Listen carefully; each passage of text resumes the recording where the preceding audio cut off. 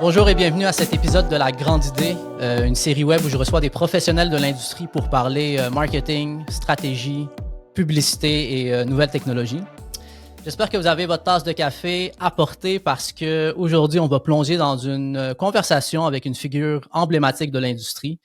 Vous connaissez probablement tous ce média-là qui a été pendant 3 décennies quand même notre fenêtre sur l'univers de la pub au Québec. Je parle évidemment ici du Grenier aux nouvelles qui, depuis son humble début comme fax hebdomadaire, a su se tailler une place de choix dans le paysage québécois, mais qui a surtout su évoluer avec le temps puis anticiper les tendances. Donc aujourd'hui, j'ai le plaisir de recevoir Éric Chandonnet qui a rejoint l'équipe du Grenier en 2000. Il a pris les rênes en 2012. Puis depuis ce temps-là, le Grenier a élargi son champ d'action là, avec des services de formation, de recrutement et plus. Là, on aura la chance d'en parler. Puis récemment, Eric et son équipe ont entamé une excitante cure de rajeunissement qui visait notamment à rendre l'offre de services plus claire et accessible. Donc aujourd'hui, j'aimerais vous inviter avec moi dans ce voyage à travers le temps, l'évolution d'un acteur majeur de notre industrie, puis à découvrir, en apprendre un peu plus là, sur Eric et le Grenier. Donc, Eric, merci d'être avec nous aujourd'hui. Ouais, merci de l'invitation, c'est super gentil. Eric, on commence en douceur. J'aimerais simplement savoir, peut-être faire un petit step back dans le temps, savoir comment tu as atterri dans l'univers de la com, du marketing, puis si tu peux nous parler un peu de ton parcours scolaire professionnel avant de te joindre là, à l'équipe du Grenier. OK. Parcours scolaire, moi je viens de la région de Lobinière, pas loin de Québec. J'ai étudié, bon, j'ai fait mon secondaire dans ce coin-là. Après ça, je suis allé étudier en littérature à Québec, au Cégep Garneau. Puis moi, j'ai toujours été bon en français. C'était comme ça. On faisait des dictées, pas de faute. Je faisais des concours pas d'orthographe, mais comment on appelle ça, de spelling, là, spelling bee, épellation, en tout cas. Ouais. Puis je gagnais tout, là, tu sais, c'était facile pour moi. Fait que là, tu sais, au secondaire, j'étais comme, dans quoi je m'en vais? Fait que là, wow, littérature, ça a l'air facile. Fait que, tu sais, le gars voulait réussir dans la vie, il s'est dit, on va aller en littérature. Puis, Ben, tu as misé sur tes forces aussi, ça fait du sens. ouais, c'est ça. Fait que j'étais allé en littérature, puis là, après ça, pour l'université, j'ai regardé toutes mes options, puis j'ai décidé d'aller en communication à Sherbrooke, à l'université de Sherbrooke. Ça s'appelait rédaction communication, je sais pas si ça s'appelle comme ça encore aujourd'hui, mais rédaction communication. Puis ce que j'aimais de Sherbrooke, c'était c'était un programme coop qu'on appelle. Donc, tu étudies, puis tu as des stages pendant ton programme de bac. Fait que j'ai fait, en fait, c'était supposé être 3 stages, j'en ai fait un. Un qui est en télétravail, by the way, c'est ce qui est drôle parce que j'en vais probablement en parler plus tard, mais notre entreprise, on est en télétravail 100%. J'ai fait le premier stage télétravail de l'Université de Sherbrooke dans ce temps-là en 80, je sais pas, 98. Puis c'est ça. Donc Sherbrooke, 80, j'ai terminé en 99-2000. Puis j'avais mon bac en communication, puis mon premier travail, ça a été Grenier aux nouvelles. Je suis sorti de l'université, puis bing, j'ai commencé à travailler au Grenier aux nouvelles comme rédacteur. Est-ce qu'il y a une raison pourquoi tu as choisi le Grenier en partant ou est-ce que c'était juste une opportunité qui s'est présentée? Tu t'es Ouais. dit, tu sais quoi, de toute façon, je peux pas être trop piqué, là, je viens de sortir de l'université, je C'est prends la ça. première opportunité qui se présente. C'est ça. Ben, ça, ouais, c'est ça. En fait, je dis que c'est ma première job, mais j'ai remplacé, pendant une semaine, j'ai travaillé à CKMF à Énergie 94.3 comme concepteur-rédacteur pour écrire des petites pubs, là, des pubs locales, là, qu'on appelle. Puis j'ai vu une feuille 8,5-14 accrochée sur un mur, puis c'était Grenier aux nouvelles. Je connaissais pas ça, je connaissais zéro ça. Je pogne ça, je regarde la deuxième page, les offres d'emploi, je regarde ça. Grenier aux nouvelles, rédacteur. Mon tout Seigneur, je vais postuler. Postuler, le lendemain, j'avais l'appel de Normand Grenier, qui était le fondateur du Grenier. Puis c'était une entrevue, mais c'est lui qui a parlé quasiment tout le long. Il a parlé quasiment tout le long au téléphone pendant, écoute, 1 heure de temps. Puis il me parlait du grenier, puis de temps en temps, il me posait des questions, mais c'était plus été un monologue de sa part. Le lendemain, j'avais une entrevue à son bureau, Puis je pense le même soir, il m'appelait pour me dire que j'avais la job. T'sais. Fait que ça a été super rapide. Fluide. Puis fait que j'ai commencé comme rédacteur au Grenier aux Nouvelles en 2000. Puis j'étais encore au Grenier aux Nouvelles depuis ce temps. Ça ressemblait à quoi le grenier en 2000? Ben, c'est le fameux bulletin fax que tout le monde me parle encore. Et chaque fois que je vais dans un événement ou que je vais, en tout cas, je me fais parler du bulletin fax. Ça a été emblématique. Fait que c'est ça, j'ai écrivé un bulletin fax en 2000.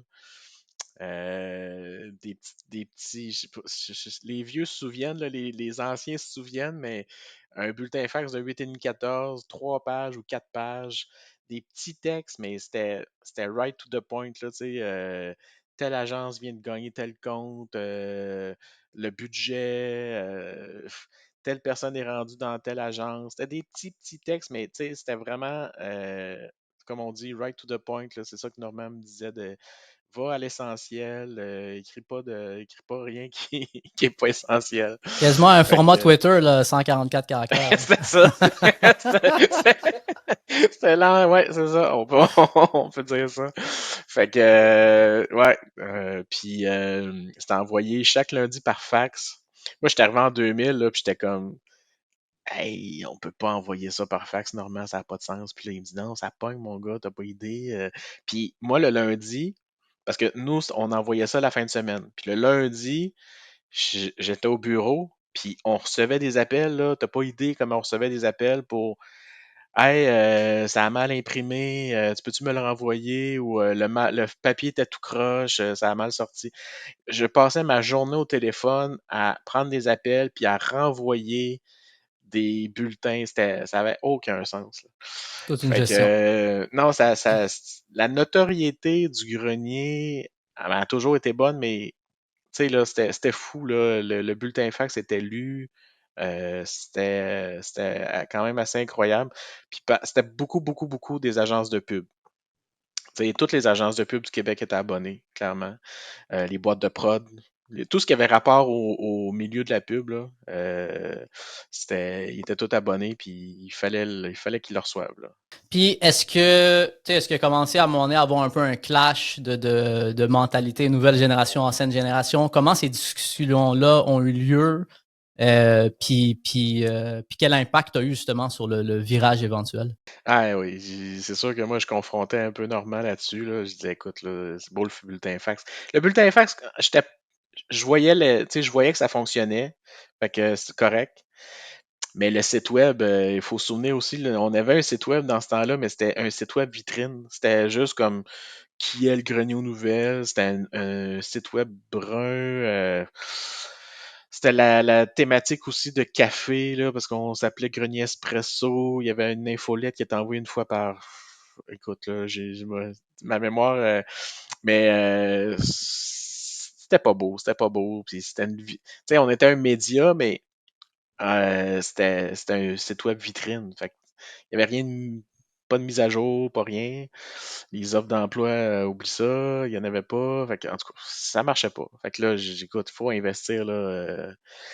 Fait que ce qu'on a fait, la première étape, là, c'est que on s'est fait faire un modèle, un template là, par une agence web, ben, une agence qui nous a dit, gars, tu vas pouvoir travailler avec ça dans Dreamweaver, qui est un logiciel qui existe peut-être encore, mais en tout cas, qui est un Ouais. logiciel pour éditer des pages web. Là. Mais c'est vraiment à la main. Là. Écoute, à la main, là, je mettais des nouvelles, on mettait les offres d'emploi, mais c'était du travail. Là. Puis, tu sais, c'était du HTML, puis on était zéro programmeur. Là. Puis on était une petite équipe là, dans le temps. Il faut savoir aussi, là, Grenier, c'était Normand, Diane, sa femme, qui s'occupait des offres d'emploi principalement, puis moi qui s'occupais des nouvelles. Fait qu'on était une petite équipe, là, puis on connaissait zéro le HTML, puis bref, on partait de loin.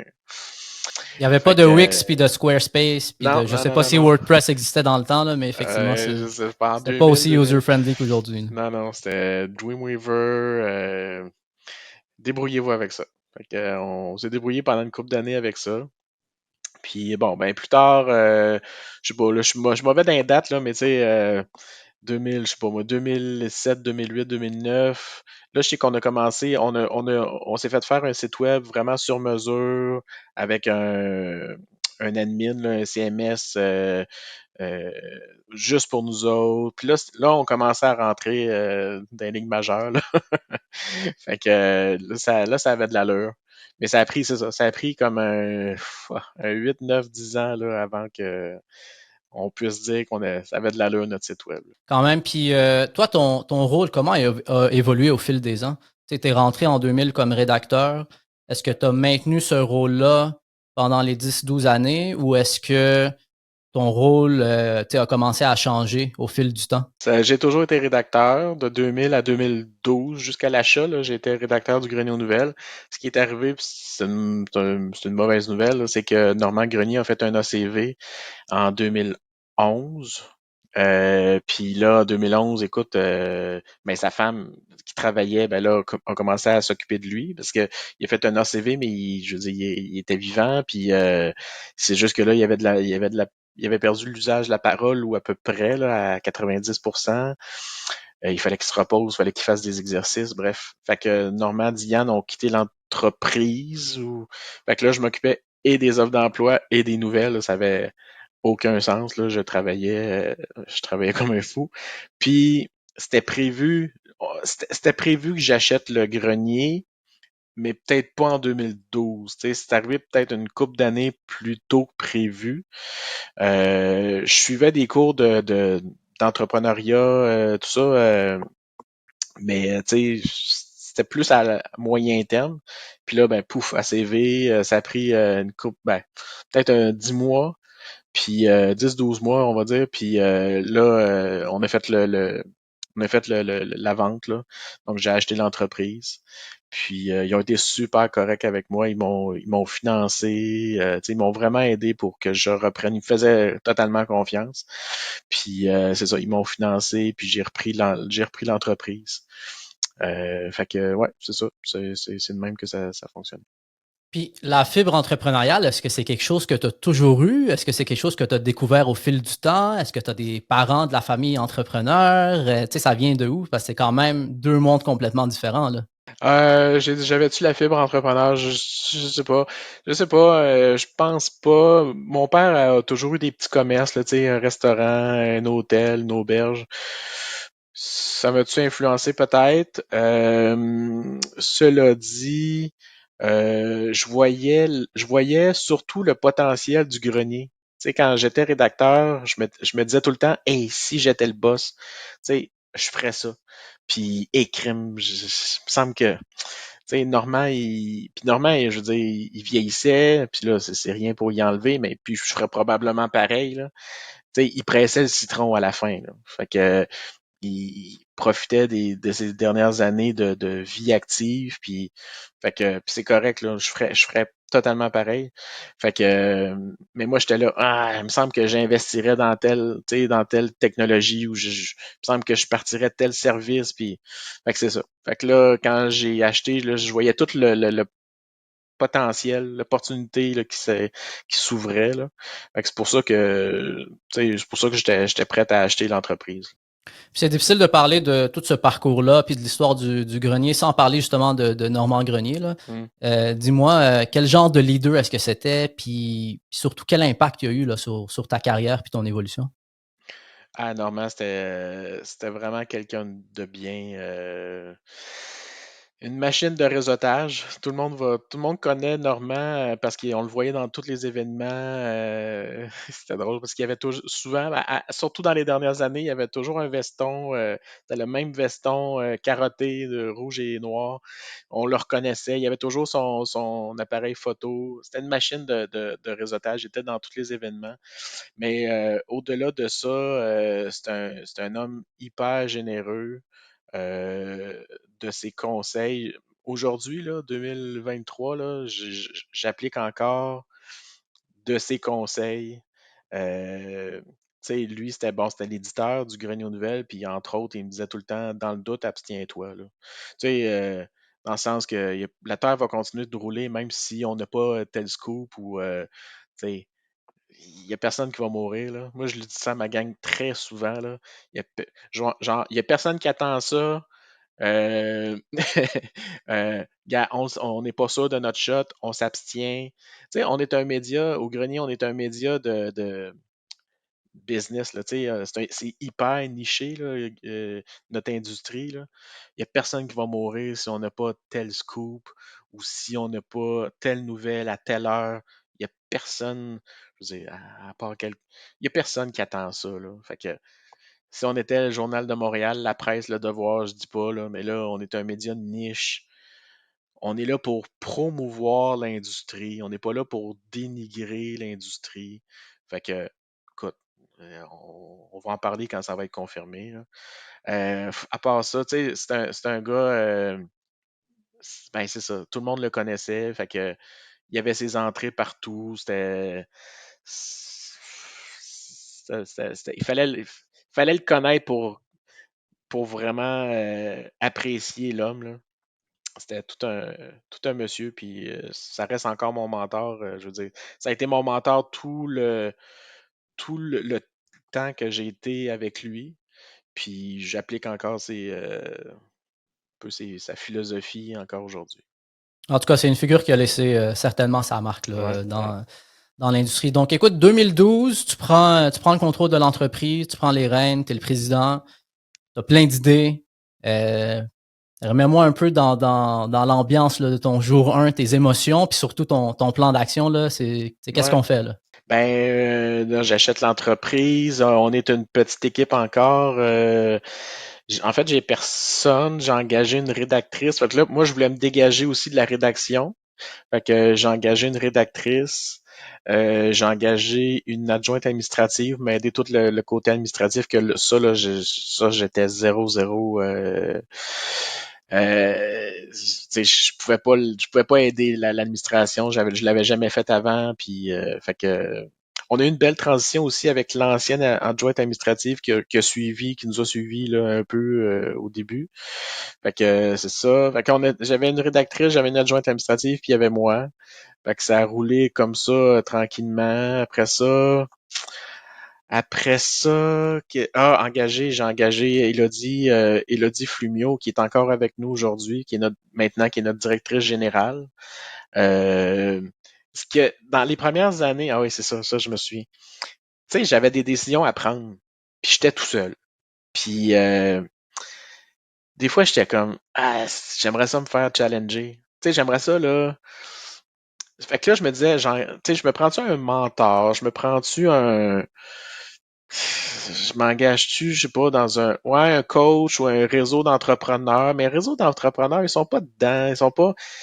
Oui, ils vivent leurs affaires, mais ils sont pas dans ton entreprise. Fait que là, écoute, j'étais comme, ah non, j'investis, je m'engage quelqu'un qui est là pour me challenger. C'est aussi simple que ça. Fait que j'ai engagé Elodie, qui était dans le milieu. Elle travaillait pour une entreprise qui était un peu concurrente à la nôtre dans ce temps-là. Puis là, elle était comme en transition. Fait que je l'ai engagée.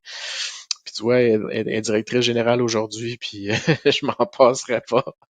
Euh, Fait que c'est ça. Puis là, depuis ce temps-là, comme on a évolué, on a lancé des nouveaux services, mais c'est beaucoup, beaucoup grâce à Elodie. Tu sais, je vais dire, je prends un peu comment je dirais ça, je prends le mérite. Ouais, c'est ça le mot que je cherchais. Je prends le mérite un peu tu sais, d'avoir lancé des services, mais si ça avait pas été d'Élodie, entre autres, ça se peut que ça aurait jamais vu le jour, là, tu sais, ces services-là. Puis que l'entreprise aurait pas grossi autant que ça. En tout cas, tu as le mérite d'avoir eu cette réflexion-là. Déjà, je pense que c'est pas facile à avoir, là, Ouais, cette réflexion-là, de se dire on va faire embarquer quelqu'un dans la business qui est là pour nous challenger puis nous sortir de notre zone de confort. Donc déjà là, ouais, je pense que tu mérites le crédit d'avoir pris cette décision-là puis d'avoir trouvé la bonne personne. ouais. Euh, Mais tu sais, ouais, je prends le mérite de je sais m'entourer. Vraiment, ça, je sais m'entourer. Moi, je dis souvent que je suis bon, tu sais, je suis excellent dans rien, je suis bon dans tout, mais je suis bon, je suis excellent dans m'entourer de gens meilleurs que moi. Ça, j'ai fait ça depuis que, tu Tu sais, le grenier, il y en a qui pensent que le grenier, c'est Éric Chandonnet et crime. Si vous saviez comment. Là, maintenant, on est comme 12, mettons 12, 14 là, employés. Puis c'est souvent les personnes qui sont dans les services qui sont les meilleurs dans leur domaine. Moi, là, je suis chef d'orchestre, là, mais chef d'orchestre là, dans un orchestre, là, il fait aller sa baguette, là, mais ça prend des violonistes, puis ça prend tu sais, voyons, les bons musiciens. Fait que je prends le mérite de bien m'entourer. Ça, j'ai bien fait ça. Puis après ça, c'est bien de coordonner tout ça. On a parlé un peu de, en tout cas, tu en as glissé un mot là, au niveau de l'offre de service. Tu sais, ça a beaucoup évolué au fil du temps. Il y a eu le département de formation en 2016, celui de service de chasse de tête en 2017. Puis, tu sais, on est là pour parler des exploits du grenier, mais c'est quand même difficile de parler juste de succès sans peut-être frôler un peu certains échecs. Là, je sais pas si tu me vois venir, mais j'aimerais que tu parles un peu de BizNext. Donc, c'était quoi la vision derrière ce service-là? Pourquoi vous l'avez lancé? Puis, qu'est-ce qui n'a pas fonctionné? Qu'est-ce que vous avez appris de ça? Nous autres, on veut être le one-stop shop des entreprises en communication. Fait que là, on s'est dit, bon, on offre, tu sais, si les entreprises veulent se former, on va avoir les formations. Si les entreprises veulent embaucher, ils vont avoir Grenier aux emplois et la chasse de tête, le service de chasse de tête là, qui s'appelle Grenier Recrutement. Puis là, on s'est dit, OK, s'ils veulent gagner des comptes, s'ils veulent aller chercher des mandats, on va essayer de trouver une façon. Puis il existe encore une entreprise qui fait ça. Puis ce qu'on entendait, les échos qu'on entendait, c'est que les entreprises étaient plus ou moins satisfaites de ces services-là. Donc là, on s'est dit, on va lancer quelque chose de similaire, mais beaucoup mieux. Beaucoup mieux, beaucoup plus transparent. Le problème qu'on entendait souvent, c'est que ça manquait de transparence. La plateforme qui existe soumet des projets à des entreprises, mais il y a toute l'affaire de combien que les entreprises payent pour avoir accès à ce projet-là. Ça, c'est très opaque. Puis nous autres, on s'est dit, nous autres, là, 1%. Nous autres, là, on charge 1%, ça va toujours être 1%. C'est pas grand-chose, 1%, mais ça va toujours être ça. Puis c'est ça, on a lancé la plateforme Business. Il y a des mandats qui ont commencé à rentrer, mais même à ça, même avec l'affaire du 1%, même avec le fait qu'on était très transparent, on s'est rendu compte que c'était une entreprise de chiolage. Tu sais, en bon québécois, là, c'est que les entreprises, il y avait toujours de quoi chialer, et le client qui soumettait son projet et et les entreprises qui voulaient avoir accès au projet. Puis on trouvait ça lourd sur un méchant temps, c'était pas le fun là. Il y avait tout le temps de quoi. Puis nous autres, on essayait toujours d'être correct, on essayait de réparer, pas de réparer, mais tu sais, des fois, le client disait, ah, les entreprises qui ont soumis, qui veulent avoir accès à notre projet, ils sont pas spécialisés dans ce domaine-là. Les entreprises tu sais, qui avaient le projet, ils disaient, ben, le client, il a changé un peu le brief, puis là, c'est plus du tout la même affaire. Ah, c'était comme, on était pris dans le milieu, puis moi, j'aimais pas ça, là. Ça paraît, hein, mais non, c'était pas le fun à gérer. Tu sais, nous autres, nos services, là, les emplois, ça fonctionne super bien. Quand une entreprise nous envoie des nouvelles, on les publie. Il n'y a pas de chiolage. Tout se fait bien. Puis s'il y en a, on règle ça, mais c'est tellement. Ça arrive pas, tu sais. Fait que là, c'était juste comme. Je me couchais le soir, puis j'avais pas de fun, là. Moi, j'aime ça me coucher le soir, là, puis pas me sentir. Pas sentir qu'il y a des entreprises qui sont en tu sais. Mais là, c'était ça tout le temps. Ouais, il y a des entreprises qui étaient en crise contre nous autres. Fait que, bref, on a tiré à plat. On a tiré à plat, puis financièrement, ça valait pas, c'était pas rentable encore. Là, on se disait, ça va évoluer, tout ça, mais sur le coup, c'était pas rentable.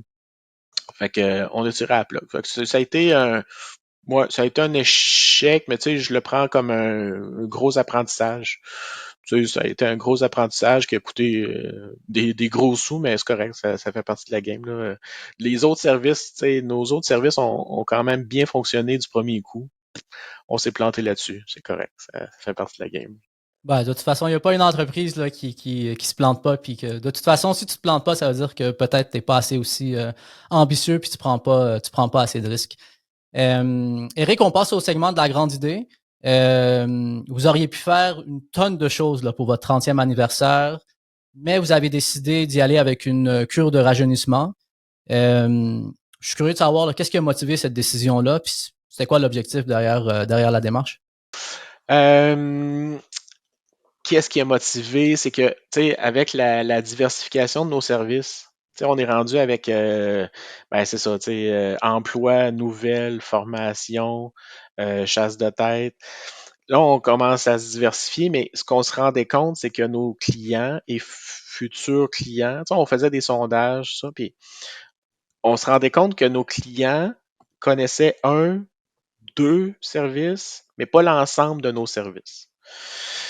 Fait que là, on s'est dit, qu'est-ce qu'on fait pour qu'ils connaissent l'ensemble de nos services? Fait que là, on a approché, on a approché trois agences, mais on a fait affaire avec LG2 pour essayer de simplifier la patente.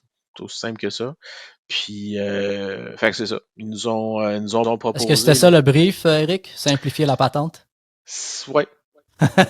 Ben, je veux dire, c'était nos 30 ans. Tu sais, le brief, c'était OK, c'est nos 30 ans, on veut essayer de fêter ça avec un changement. Tu sais, il y avait ça, mais là, en Sous-objectif. sous-objectif, c'est, gars, on se rend compte que nos clients ne connaissent pas tous nos services. Comment on pourrait faire pour qu'ils connaissent tous nos services? En gros, c'est ça.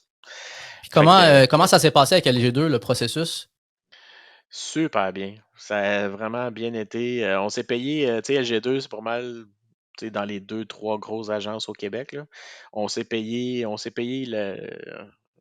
la Cadillac, comme on dit, là. C'est sûr qu'on aurait pu aller avec n'importe quel. Il y a plein de super bonnes agences au Québec, là, branding, qu'on aurait pu faire affaire, mais gars, on s'est dit. Moi, je me sentais à l'aise avec LG2. Je me disais, oui, c'est vrai, ça coûte plus cher. Mais je me sens 100% en confiance. Puis ça aussi, tu sais, quand je dis que le soir, je me couche, là, puis j'aime ça et pas penser à rien d'autre, là. Mais je me couchais le soir, j'étais là, comme je me sens en confiance avec LG2. Fait que, bref, c'était quoi ta question?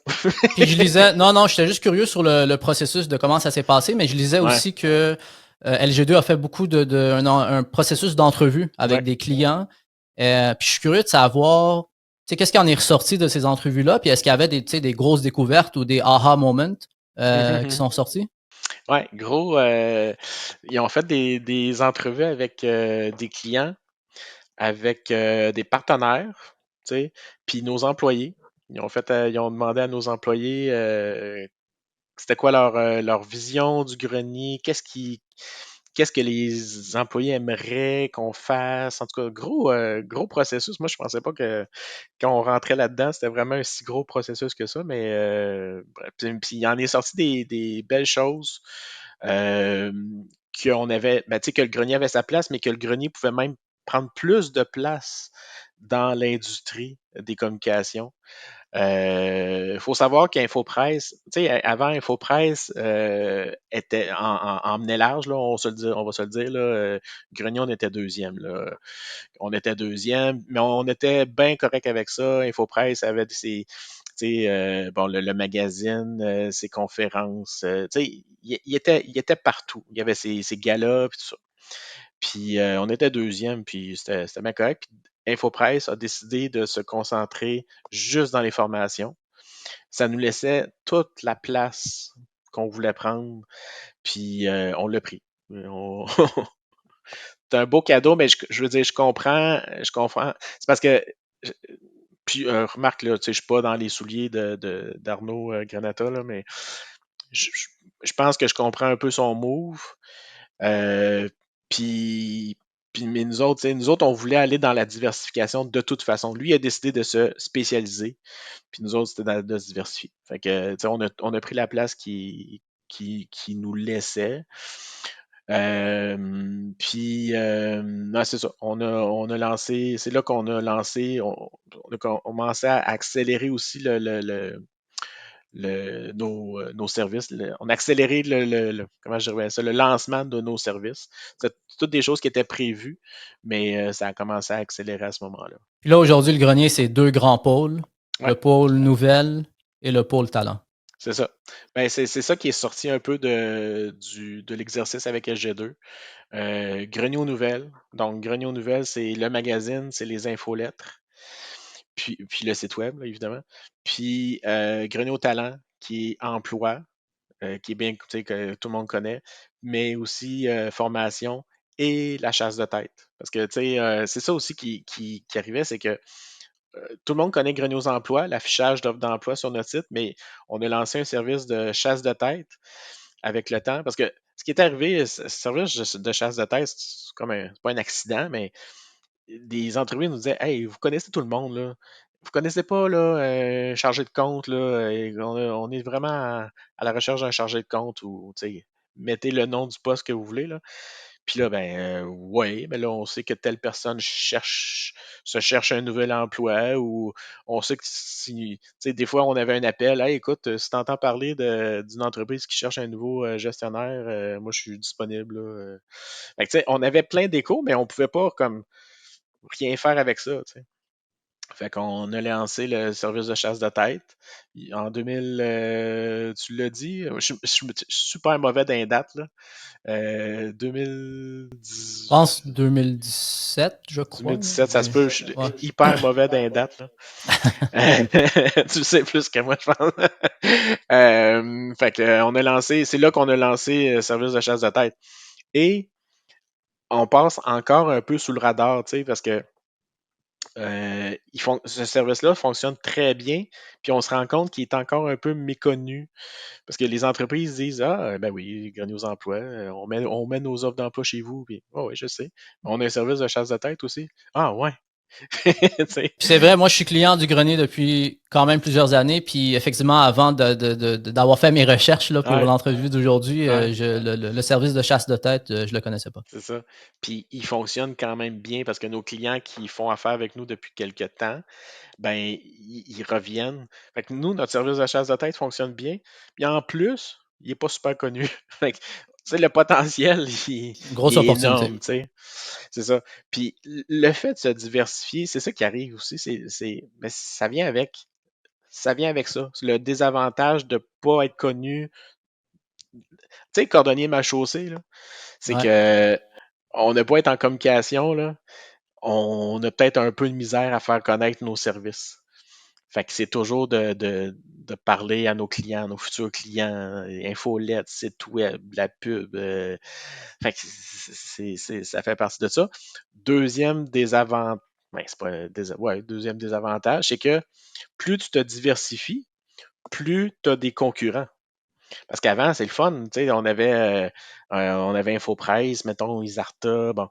Mais là, oups, on lance un service de formation. Ah, ben oui, tu as encore InfoPresse, tu as encore un petit peu Isarta, mais là, oups, tu te rajoutes tel concurrent. Puis là, oups, tu lances un service de chasse de tête. Wow! OK, là, il y a du monde, là. Fait que là, tu es rendu avec 25 concurrents directs que tu n'avais pas avant, tu sais. Puis faut tout comme tu fais tes affaires, tu t'occupes de tes services, mais faut toujours que tu surveilles de plus en plus de concurrents. Non, puis c'est plus d'investissement et plus de ressources humaines aussi, j'imagine, là, de toute Ouais, tout façon, ça. Là, l'ajout de service. tu sais, je suis parti, j'avais 2 employés, on est rendu là, aujourd'hui, on est peut-être à 14. Ouais, 14, ça joue, là. Puis on a beaucoup de pigistes aussi, là. Ouais. Avec le grenier aux nouvelles, les nouvelles, on a beaucoup de journalistes pigistes. Mais sur le payroll, là, disons 14. Là. Fait que, non, c'est ça, c'est beaucoup de ressources humaines à gérer. Ce qui était pas ma force, je le mets au passé, là. Ce qui était pas ma force, mais avec le temps, c'est pas si pire, là, tu sais. les ressources humaines, là, ça s'en vient. Ça s'en vient. Ça, c'est jamais un rôle naturel, là, peut-être pour un fondateur Ah, ben là, d'entreprise, t'as pas le mais choix, là, tu sais, c'est on de apprend à faire s'occuper des avec. relations avec les employés, puis ça, mais ça s'en vient, ça s'en vient. Éric, dans vos valeurs d'entreprise, il y a le plaisir, il y a le côté humain, la transparence, l'accessibilité. Comment tu trouves que c'est véhiculé visuellement avec le nouveau branding, ces valeurs-là? Avec le nouveau branding, ben, tu sais, c'est ça, c'est avec le nouveau branding, tu sais, tu lances un nouveau branding, euh, tu as toute la communication qui change, mais ça change pas vraiment, hein. Tu sais, le plaisir, c'est notre valeur numéro un.